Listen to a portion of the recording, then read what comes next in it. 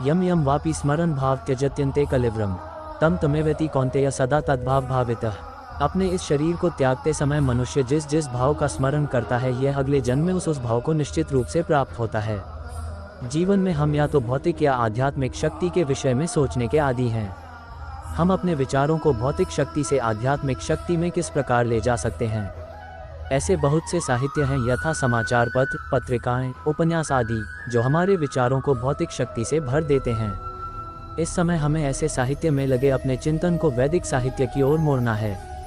अतः महर्षियों ने अनेक वैदिक ग्रंथ लिखे हैं, यथा पुराण। ये पुराण कल्पना प्रसूत नहीं है, अपितु ऐतिहासिक लेख हैं। चैतन्य चरितामृत में मध्य 20.122 निम्नलिखित कथन है: मायामुग्ध जीवेर नाही स्वतः कृष्ण ज्ञान, जीवेरे कृपाय केला कृष्ण वेद पुराण। भुलक कर जीवों या बद्ध जीवों ने परमेश्वर के साथ अपने संबंध को भुला दिया है और वे सब भौतिक कार्यों के विषय में सोचने में मग्न रहते हैं।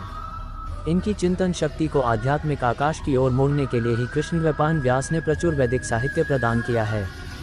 सर्वप्रथम उन्होंने वेद के 4 विभाग किए, फिर उन्होंने उनकी व्याख्या पुराणों में की और अल्पज्ञों के लिए उन्होंने महाभारत की रचना की। महाभारत में ही भगवद गीता दी हुई है। तत्पश्चात वैदिक साहित्य का सार वेदांत सूत्र में दिया गया है और भावी पथ प्रदर्शन के लिए उन्होंने वेदांत सूत्र का सहज भाष्य भी कर दिया, जो श्रीमद्भागवतम कहलाता है। हमें इन वैदिक ग्रंथों के अध्ययन में अपना चित्त लगाना चाहिए। जिस प्रकार भौतिकवादी लोग नाना प्रकार के समाचार पत्र, पत्रिकाएं तथा अन्य संसारी साहित्य को पढ़ने में ध्यान लगाते हैं, उसी तरह हमें भी व्यासदेव द्वारा प्रदत्त साहित्य के अध्ययन में ध्यान लगाना चाहिए।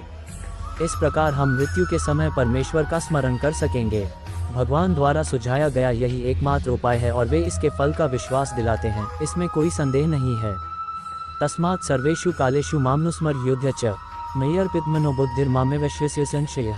इसलिए हे अर्जुन, तुम कृष्ण के रूप में मेरा सदैव चिंतन करो और साथ ही अपने युद्ध कर्म करते रहो। अपने कर्मों को मुझे अर्पित करके तथा अपने मन एवं वृद्धि को मुझ पर स्थिर करके तुम मुझे निश्चित रूप से प्राप्त करोगे। भगवद गीता 8.7। ये अर्जुन से उसके कर्म वृत्ति को त्याग कर केवल अपना स्मरण करने के लिए नहीं कहते। भगवान कभी भी कोई अव्यावहारिक बात का परामर्श नहीं देते। इस जगत में शरीर के पालन हेतु मनुष्य को कर्म करना होता है।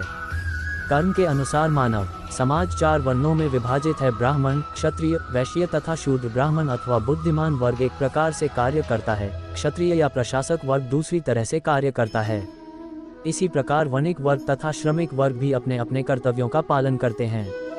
मानव समाज में चाहे कोई श्रमिक हो, वणिक हो, प्रशासक हो या कि किसान हो, या फिर चाहे वह सर्वोच्च वर्ण का तथा साहित्यिक हो, वैज्ञानिक हो या धर्मशास्त्रज्ञ हो, उसे अपने जीवनयापन के लिए कार्य करना होता है। अतएव भगवान अर्जुन से कहते हैं कि उसे अपनी वृत्ति का त्याग नहीं करना है, अपितु वृत्ति में लगे रहकर कृष्ण का स्मरण करना चाहिए। मामनुस्मर। यदि वह जीवन संघर्ष करते हुए कृष्ण का स्मरण करने का अभ्यास नहीं करता तो वह मृत्यु के समय कृष्ण का स्मरण नहीं कर सकेगा। भगवान चैतन्य भी यही उपदेश देते हैं। उनका कथन है, कीर्तनीय सदा हरि। मनुष्य को चाहिए कि भगवान के नामों का सदैव उच्चारण करने का अभ्यास करे। भगवान का नाम तथा भगवान अभिन्न हैं। उसी प्रकार अर्जुन को भगवान की शिक्षा की, मेरा स्मरण कसे, तथा चैतन्य का यह आदेश की, भगवान कृष्ण के नामों का निरंतर कीर्तन करो, एक ही हैं। इनमें कोई अंतर नहीं है, क्योंकि कृष्ण तथा कृष्ण के नाम में कोई अंतर नहीं है। चरम दशा में नाम तथा नामी में कोई अंतर नहीं होता। अतएव हमें 24 घंटे भगवान के नामों का कीर्तन करके उनके स्मरण का अभ्यास करना होता है और अपने जीवन को इस प्रकार ढालना होता है कि हम उन्हें सदा स्मरण करते रहें। ये किस प्रकार संभव है?